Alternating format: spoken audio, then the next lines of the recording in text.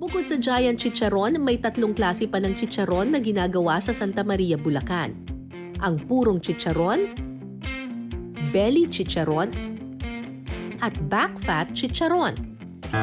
Pero teka, parang hindi na ata lumulutong ang iba pang chicharon ha.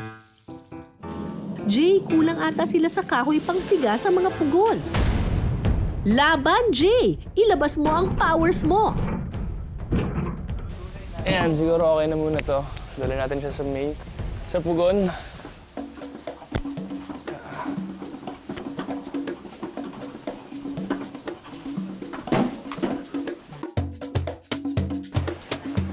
So, round 2.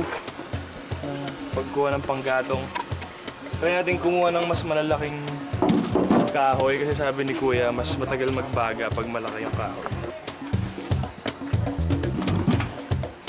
Better pag malalaki yung kinuha natin. Yeah. Ayan, Kuya, kumuha na ako ng mga Malalaki. malalaki. Pero mabigat yan. Yeah, kaya naman. Dito na lang. Yeah. Good job, Jay! Ngayon, makakapagprito na ng mas maraming chicharon.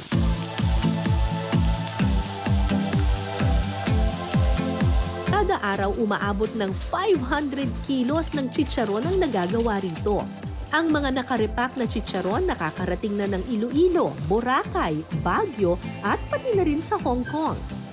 Karaniwan itong nire-resell sa mga tindahan at pasalubong stores. Bantayan na ang BP dahil tikiman time na! Back fat, yung puro at yung belly.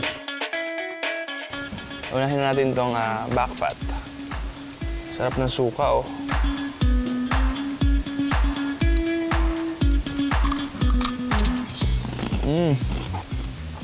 Grabe, solid. Sobrang linamnam nung back fat.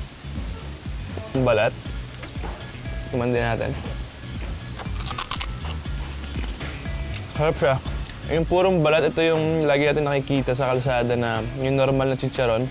Ang sarap din siya, malasa din siya. Tikman natin yung belly. Feeling ko ito yung favorite ko, yung belly. Kasi hindi siya masyadong malinamnam, tamang-tama lang.